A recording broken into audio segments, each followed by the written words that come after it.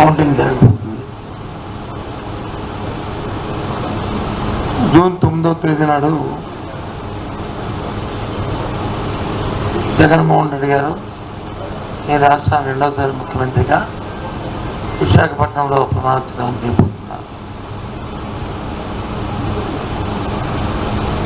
మా ఉత్తరాంధ్ర ప్రాంతం అంతా కూడా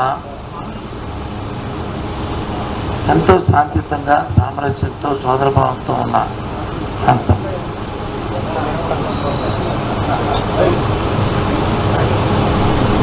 ఎన్నికల నేపథ్యంలో కూడా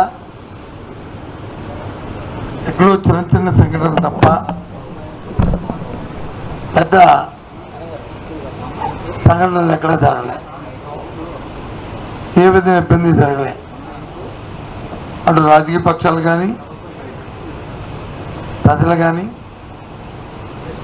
లేదా అధికారులు కానీ, అధికార యంత్రాంగాలు కానీ అందరూ కూడా ఎవరి బాధ్యత వారు వారి వారి పరిధిలో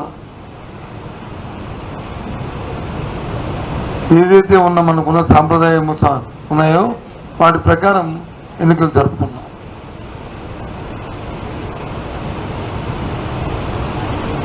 అయిన తర్వాత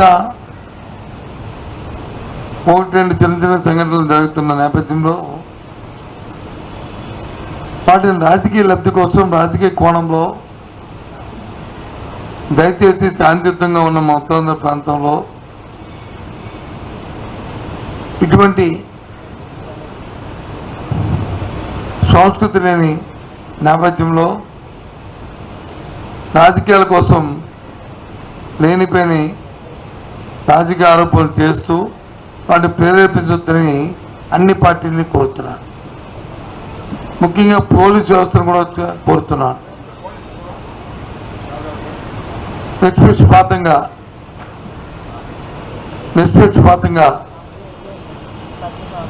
ఏ సంఘటన పట్ల ఏ రాజకీయ పార్టీ ఉన్నప్పటికీ కూడా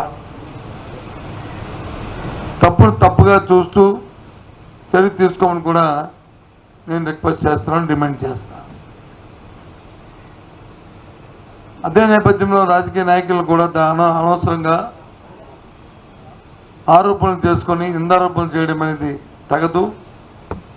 ఇటువంటిని హింసను ప్రోత్సహించొద్దు. మా వరకు వైసీపీ పార్టీ దానికి పూర్తి వ్యతిరేకమని చెప్పి మనం చేస్తాం.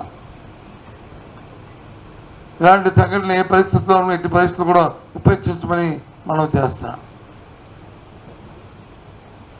ఎక్కడో విశాఖ పార్లమెంటరీ పరిధిలో ఒక సంఘటన జరిగింది. దాన్ని వచ్చి రాజకీయ కోణంలో, రాజకీయ ఉద్దేశంతో లేనిపోయిన ఆపోదలపై సృష్టిస్తూ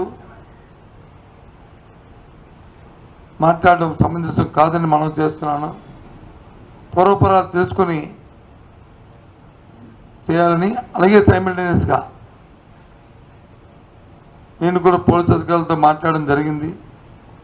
ఒకవేళ నిజంగా దాన్ని రాజకీయ ప్రారంభం కానీ కక్షపూరితమైన చర్యగా అది అయితే మాత్రం నిష్పక్షపాతంగా చర్య తీసుకోవాలని కూడా డిమాండ్ చేస్తున్నాను. ఎందుకంటే మా ఉత్తరాంధ్ర ప్రాంతం ఎంతో సామరస్యంగా, సోదర భావంతో మెలిగే మనుషులు. రేపు 9వ తారీఖు నాడు జగన్మోహన్ రెడ్డి ప్రమాణ స్వీకారం చేసిన తర్వాత ఈ ప్రాంత ఎగ్జిక్యూటివ్ క్యాపిటల్గా వస్తూ ఎంతో ప్రపంచ స్థాయిలో ఈ పట్టణం అభివృద్ధి చెందుతున్న నేపథ్యంలో దీన్ని మనం కాపాడుకోవాల్సిన బాధ్యత, ఈ ప్రాంతాన్ని అభివృద్ధి చేసుకునే బాధ్యత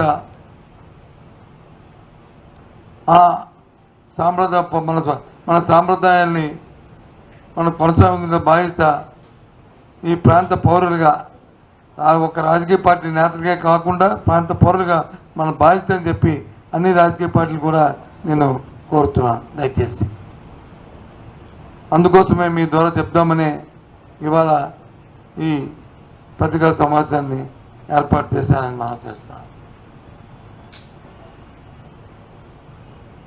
ఒకవైపు ఏమో మీరు ఖచ్చితంగా ప్రమాణ స్వీకారం చేస్తారని చెప్తున్నారు, ఇంకోవైపు ఏమో కంప్లైంట్లు ఇస్తున్నారు. ఏమైనా ల్యాక్ ఆఫ్ కాన్ఫిడెన్స్ లాంటిది? మేమేమి కంప్లైంట్లు వచ్చి ప్రమాణ స్వీకారానికి కంప్లైంట్కి సంబంధం లేదు. కంప్లైంట్ దేనికి నిన్న గవర్నర్ గారిని కలిసామంటే మేము ఎలక్షన్ కమిషన్ ఎవరైతే నియమించిందో ఒక అధికారిని, ఓ రిటైర్డ్ పోలీస్ ఆఫీసర్ని లా అండ్ ఆర్డర్ సంబంధించి పర్యవేక్షించడానికి, ఆ అధికారి ఏకపక్ష నిర్ణయం తీసుకోవడం వల్ల ఏదైనా కంప్లైంట్ ఏదైనా ఒక ఫిర్యాదు వస్తే దాని మీద క్షుణ్ణంగా పరిశీలన లేకుండా చర్య తీసుకొని ఏ ప్రాంతంలో అయితే జిల్లాధికారులను మార్చారో ఆ ప్రాంతంలోని సంఘటనలు జరిగిన సంఘటన పట్ల ముందు కానీ వెనక్కి కానీ దాని మీద ఆలోచన చేయలేదని చర్యలు తీసుకోలేదని చెప్పాం. ఒక అధికారిని నియమించే ముందు ఇటువంటి సున్నితమైన సమయాల్లో అధికారి తాలూకా యాంటీడేట్ వెరిఫికేషన్ చేసుకోవాలి. పూర్వపరంలో వారి తాలూకా ఎక్స్పీరియన్స్, వారి ఉద్యోగ బాధ్యతలు నిర్వర్తించినప్పుడు జరిగిన సంఘటనలు అవన్నీ పరిగణలో తీసుకొని చేయవలసిన బాధ్యత ఉంది. అలా కాకుండా చేయడం వల్ల ఆ తొందరపాటు నిర్ణయాల వల్ల ఈ జరిగాయని చెప్పని గవర్నర్ గారు ఫిర్యాదు చేశాం, సెంట్రల్ కమిషన్ ఫిర్యాదు చేశాం. దాని మీద నిన్న జరిగిన తర్వాత వచ్చిన ఉత్తర్వులు కూడా మనం చూసాం. అంతే తప్ప మాకే అభద్రతా భావంతో మేమేం చేయలే. ఎందుకంటే రాబోయే కాలం మళ్ళీ రాష్ట్రాన్ని పరిపాలించిన వైఎస్ఆర్సీ పార్టీ కాబట్టి అటువంటి సంగతి పునరావృతమయ్యి మళ్ళీ కక్షలు కారుణ్యాలతో ఉండకూడదు ఈ రాష్ట్రమని, శాంతియుత వాతావరణంలో ఉండాలని, సోదర భావంతో మెలగాలని నేను నిన్న తీసుకున్న నిర్ణయం. ఆ విషయం నిన్న కూడా చెప్పాను, మళ్ళీ ఇప్పుడు కూడా చెప్తున్నాను. దీనికి ముందు కూడా విశాఖపట్నంలో జరిగిన ఉత్తాన జరిగిన దానికి కూడా అదే విషయాన్ని చెప్పాను.